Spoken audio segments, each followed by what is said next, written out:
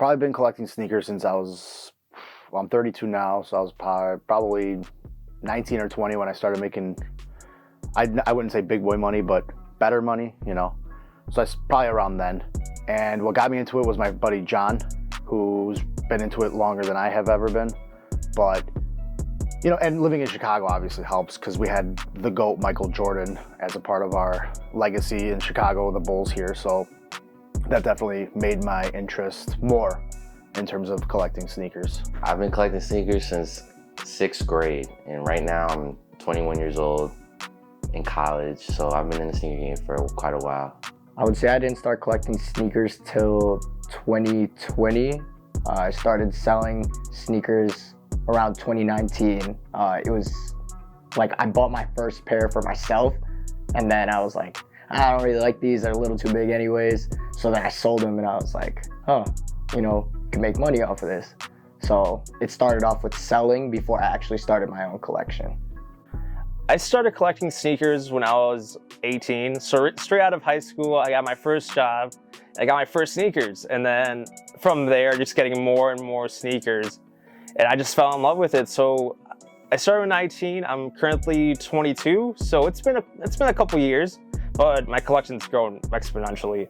First sneaker in my collection, well, I guess that first sneaker that I sold was a Jordan 13 Chicago.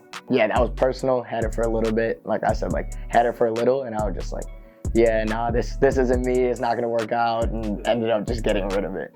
But that was definitely one of my first pairs where it was like collection, where I bought it for myself. My first sneaker was the Jordan 11, which you actually have right here. But it was the Breads, the black and red ones. Those are my favorite of all time, so. First shoe I ever got was a Air Jordan 4 Columbia. My first sneaker was the Allen Iverson Questions. It's not the biggest sneaker, not like the biggest hype around it, but it was something that was significant to me. I love Allen Iverson. I remember seeing his game early on in my life, so I feel like the answers were something that I really liked, and that was the first sneaker I chose. So growing up, to this day, I still love playing basketball. I love the sport of basketball, and I feel like basketball automatically ties you into a certain area of shoe game. So I was always into Nikes, Jordans, but growing up, I collected a lot of Jordans. The older I got, I shied away from Jordans, and I get more into lifestyle shoes, like New Balance, Asics, and then more silhouettes of Nikes that aren't so basketball-y, like more just lifestyle stuff now. The way I look at it is there's different avenues of sneakers. There's the ones you can hoop in, which can be bright and colorful, but there's also the ones you can wear daily, which is like the Jordans. I'm a huge Jordan fan, so I always go for the classic silhouettes like the Jordan 1s, the 11s. So it's always something that I look forward to. So I really don't have a specific style that I use. I'm just like all over the place with sneakers. I probably focus just on what I like. I know a lot of guys, like my friend John included, will go for what he knows is what will be the most valuable. But for me personally, I just go for what I like, or what I think is the most aesthetically pleasing, you know? I think I really go with, I'm not someone that has like a crazy sneaker collection.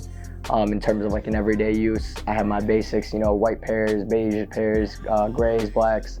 But when it comes to like a sneaker collection, I'm huge into Kobe's. I'm a basketball player and a coach, so that's my collection. You know, I'm getting pairs that are new releases that are pro-showing, or you know, older releases where you know, way back in the day. So I definitely go clothes-wise. I will definitely try to get something, you know, things that match my shoes the most. That definitely influences my style. I'm always looking for stuff like that will match the shoes well. So if it's an Adidas shirt that's a different color than my Jordans, I'm not gonna get that shirt. You know what I mean? Gotta look the part. It probably affected. I like being part of the culture. I like knowing how to dress up, how to dress down. But sometimes it's a negative because I take too long getting ready. My mom and my parents are always making fun of me, like, you're such a girl, this and that. But like, nothing wrong with wanting to look good and just look at your best when you step out the house. At least with basketball shoes, I think when I was younger, my parents were the ones buying me shoes. So they were like, wear black, white, you know, something super basic to where it's like it could go with everything. But then as I got older, you know, I'm just like, no, I want my basketball shoes to be seen. You know, I don't want to pay a few $100s, you know, for them to be just black and white. So I think that that's who I am as a person. I'm someone that's super loud.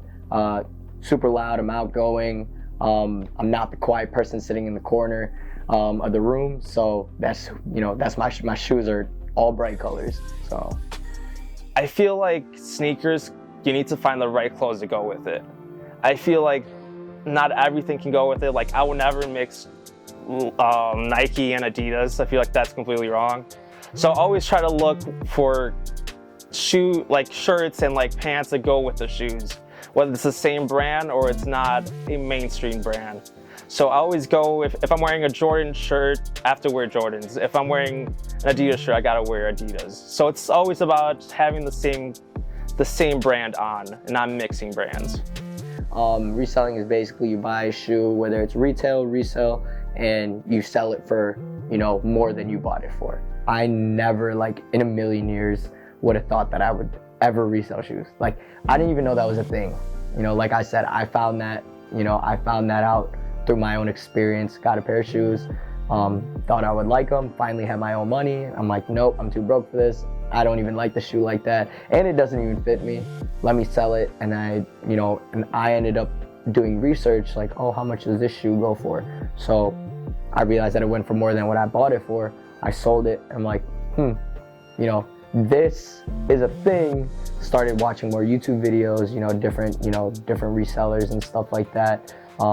And eventually how I grew my business was buying more personals for myself and never really keeping them. I'd be like, look at it, I'd search up, Jordan. I remember the second batch of shoes that I bought after the 13s. It was a pair of Jordan 10s because I wanted to hoop in Jordan 10s and some Concord 11s. And I bought those two pairs and I'm like, yeah, these are, I want them for myself. Looked at them and I'm like, let me throw these up, see if anyone wants to buy them before I keep them for myself. Threw them up, sold, made money, and I'm like, yeah, I'm gonna, this is what I'm gonna do. I'm gonna keep this going. So that's how it really started. Is something that started for myself, ended up being something for me to make money. I'm always try to be team retail. Growing up, I always try to hit on Nike.com, just clicking. I would enter as many raffles as I could. I try to get lucky, find stores that still do first come, first serve. I've never been a fan of the resale game. I just think there's more to life than just shoes. If you don't got the money for it, just move on with life. I like to go retail because that's the most fair price, but right now everything's online, which is fine when the price is right. You can go on websites like GOAT, for example, and the resale is crazy. So I try to avoid those because they up the prices, which I don't blame them. But as of right now, I try to stick to retail. So personally, I'm more of an online shopper. Twitter has big pages where I just follow them and then I look for different deals. I'm a big believer that you should go for the deals because sneakers are expensive. They go $200. It just goes down the drain if you don't wait. But if you wait enough, you can get them for maybe $150, $175. So you save money. So Twitter I use a lot and it directs me to different links of different websites they sell the sneakers. I gave up on the retail method a long time ago, and I think that came with me experiencing it through my business. I'm waking up at 8:55 and hoping that I could hit on sneakers at 9 o'clock in the morning, and I'm doing that. When sneakers are dropping like this, I would wake up and I'd just sit there on my phone, and sometimes it's 10 minutes for you to for you to get the note if you hit or not. Sometimes it's 30, sometimes now, and I was just like, bro, this isn't even worth my time anymore. I was just I'm done. So when I first started, I was trying to go for retail, but as I learned the game a little bit more, I'm like, unless it's something that I really, really, really want, I'll wake up early for it. If not, I'm just paying resale. When it comes to my collection, I'm trading stuff. There's some people that I'll give them you know, 3 pairs of just some Jordans or something, and they have a pair of Kobe's, and they're like, I'm sitting on these Kobe's, I don't want them. I'm like, all right, cool, you know, I'll give you 3 pairs of ones or something like that, you know, some stuff that I don't really wear anymore for something that I know, you know, holds value for me. So for a new sneaker collector, I would say just to collect what you want. I feel like there's so much hype around shoes that can cost you thousands, hundreds, and I would just say just stick what you like, whether it's the most basic shoe, basic colorway, just stick what you want. Don't spend big, spend what you want. If one day you want to spend big, work your way up. Don't go right into the sneaker collecting with a $1,000 shoe, because they're sneakers, they're material items that you don't want to spend too much on. I would say definitely make sure you don't waste all your money on shoes. That's something that, you know, that's something that I learned when I bought my first pair. Like I said, I bought that pair for myself, the Jordan 13s. Bought them for myself, and not only did I not want them because they didn't fit and they weren't my style, I was like, I am too broke to be spending my money on this. So I'd say, you know, be a little bit more financially, I wouldn't say financially stable, because it obviously depends on the age and stuff like that. But I would say make sure you're not wasting all your bread on some shoes, and make sure that it's something that you really like, not something that's just a trend or something that, oh, you know, I see someone else wear it, I want to be like them. You know, it's, if you see someone's shoe and you really like it and you think that's for you, you wear it all the time, by all means go ahead and do that. But, you know, make sure that when you're buying your collection, it's stuff that you actually really like. Collect what you like. Don't buy into the hype. Remember, it's life over shoes. Don't break your bank just to get some shoes. Buy what you want, buy what you like. Don't care what other people got to say. If it's your preference, if it's your style, just go for it.